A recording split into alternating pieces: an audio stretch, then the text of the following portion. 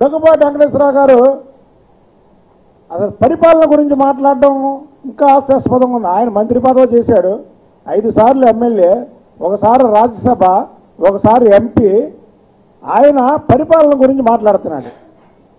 ఇక్కడ నిజంగా నిధులు లేకుండా ముఖ్యమంత్రి గారు రోజు 18 గంటలు కష్టపడి పనిచేస్తుంటే దాన్ని ఒక కుటుంబ సభ్యుడిగా అభినందించకపోయినా ఒక ఆంధ్రప్రదేశ్ ఓటర్గా అభినందించాల్సింది పోయి పరిపాలన గురించి మాట్లాడే హక్కు మీకు ఎక్కడుంది?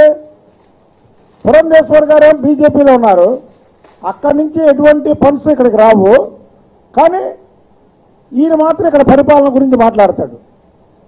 దగ్గుబాటి వెంకటేశ్వరరావు గారికి పదవులు తప్ప ప్రజాసేవ మీద ఎటువంటి అవగాహన లేదనేది నిన్న ఆయన ప్రెస్ మీట్లో అర్థమైపోయింది.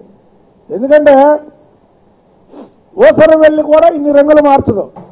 నేను ఆయన్ని విమర్శిస్తున్నానని కాదు, ఆయన 83లో తెలుగుదేశం పార్టీ, మళ్ళీ చంద్రబాబు నాయుడు గారినేమో ఎన్ని పోటీ పొడిచారని అంటారు ఒక పక్క, ఆయన దగ్గుబాటి పురంధేశ్వరి గారేమో చంద్రబాబు నాయుడు గారి పక్కనే నుంచొని ఉన్నారు.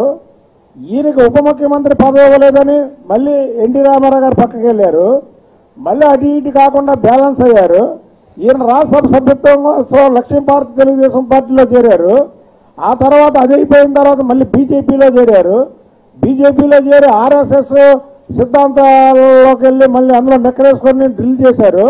మళ్ళీ తర్వాత కాంగ్రెస్ పార్టీలో చేరారు. మళ్ళీ కాంగ్రెస్ పార్టీ అయిపోయిన తర్వాత ఆయనేమో బీజేపీలో జాయిన్ చేసి ఈయనేమో న్యూట్రల్గా ఉండి మళ్ళీ రేపు ఎన్నికలు రాబోతున్న తరుణంలో మళ్ళీ వైసీపీలో చేరడం అనేది ఓసరవల్లి కూడా ఇన్ని రంగులు మార్చదు.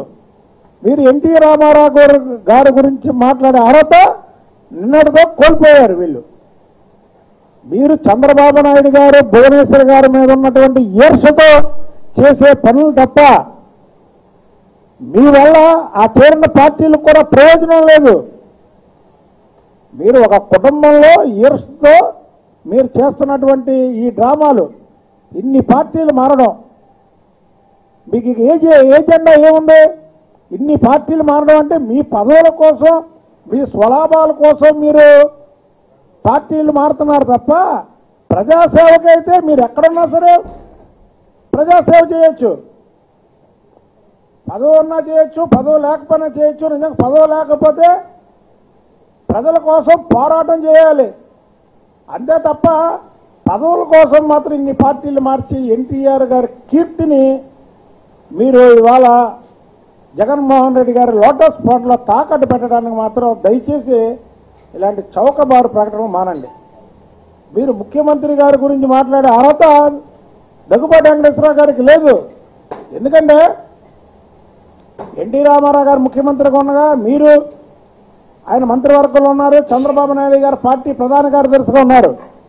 ఈయన దగ్గర నాయకత్వ లక్షణాలు ఉండబట్టే చంద్రబాబు నాయుడు గారి దగ్గర పార్టీ అంతా కూడా ఎన్టీ రామారావు గారి తర్వాత చంద్రబాబు నాయుడు గారే ఈ పార్టీకి నాయకుడని అందరూ నిలబెట్టారు. ఇవాళ అలాంటి తెలుగుదేశం పార్టీని ఈ రోజు వరకు ప్రపంచ స్థాయిలో గుర్తింపు తెచ్చారంటే చంద్రబాబు నాయుడు గారు. మీకు నాయకత్వ లక్షణాలు ఏ కోణంలో లేవు కాబట్టికే మీరు ఇన్ని పార్టీలు మారాల్సి వచ్చింది. చంద్రబాబు నాయుడు గారు కూడా వైఎస్ రాజశేఖర రెడ్డి గారు ముఖ్యమంత్రిగా ఉన్నప్పుడు అనేక ఇబ్బందులు పడ్డారు. 10 సంవత్సరాలు ప్రతిపక్షంలో ఉన్నారు, ఆటుపోట్లు ఎదుర్కొన్నారు, పార్టీని నిలబెట్టారు. ఈ రాష్ట్రం విడిపోయిన తర్వాత మళ్ళీ ముఖ్యమంత్రి అయ్యారు. అది పోరాట పటిమ, అది సిద్ధాంతం.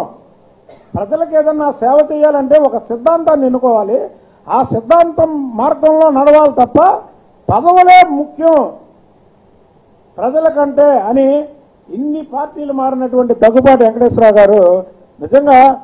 వార్తావాణి న్యూస్ ఛానల్ ఎప్పటికప్పుడు రాజకీయ, సినీ విశేషాలు, స్పోర్ట్స్ మరియు సాంకేతిక పరమైన మరెన్నో విషయాలను మన ముందుకు తెస్తుంది. మరింత సమాచారం కొరకు వార్తావాణి న్యూస్ ఛానల్ ని సబ్స్క్రైబ్ చేయండి.